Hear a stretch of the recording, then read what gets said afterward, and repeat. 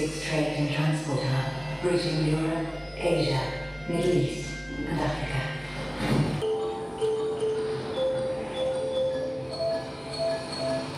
Same time at the border, we should have special corridors for them and not to be lined up. Oman are pre-cleared. They don't even stop in the port when they are. وسيصبح المستثمرون والمستهلكون والمواطنون الذين يتبنون ويستخدمون آليات المستقبل والتسلح بالإبداع والابتكار والاستمرار في التطوير. Can be very important also in defining the future made for open area of transportation. The very idea of mobility is in Europe linked with some threats to interconnectedness and to this globalization that has been going on. On emissions, and we see cities like Paris.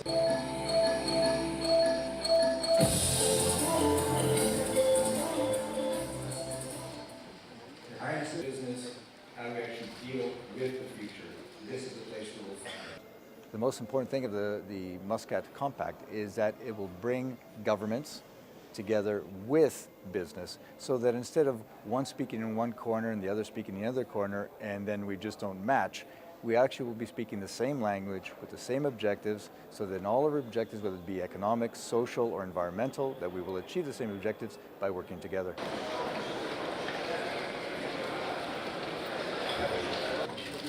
Our mission is to enhance efficiency in road transportation by elimination. We're now expanding over the rest of the world, so hopefully also soon over here.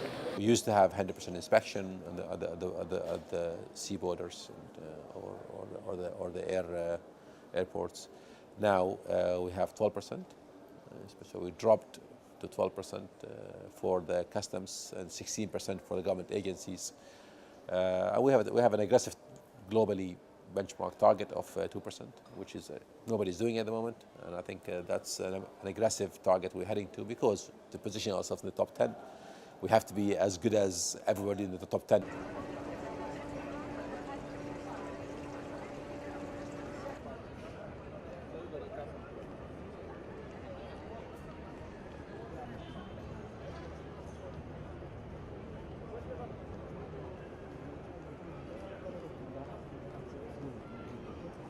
The problem that Hyperloop solves is mass transportation of people, not only at speed, but direct to destination at public transportation prices.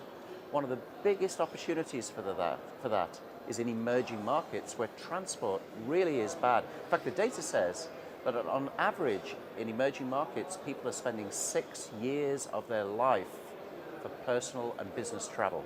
So that's where the opportunity is. In 10 years' time, I predict the first Hyperloops will be in emerging markets. Number one, we need certification. So air taxi providers and air taxi aircrafts have to be certified by the EASA or FAA. And then we need investment in infrastructure, which can both run in parallel, so that in 5 years we can really launch into commercial services. And infrastructure is infrastructure in terms of landing sites, and then infrastructure also in terms of air traffic management. That is something that needs to be continued to work on.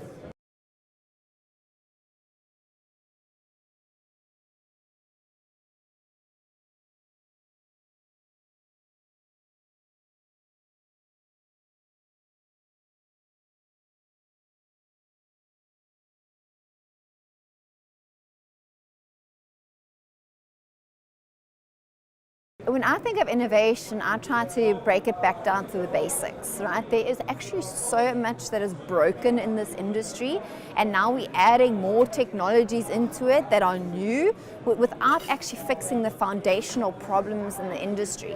So what I believe is innovation is one, just systemizing old school ways of doing things, bringing it into the digital age, and then adding all these sexy new technologies. So I feel there's a lot of fragmentation in the old industry, but also in the new industry that we'll be bringing and bolting onto the old industry. So firstly, we need to fix the old, consolidate all these technologies, and migrate them into one bigger view of what these technologies can actually do.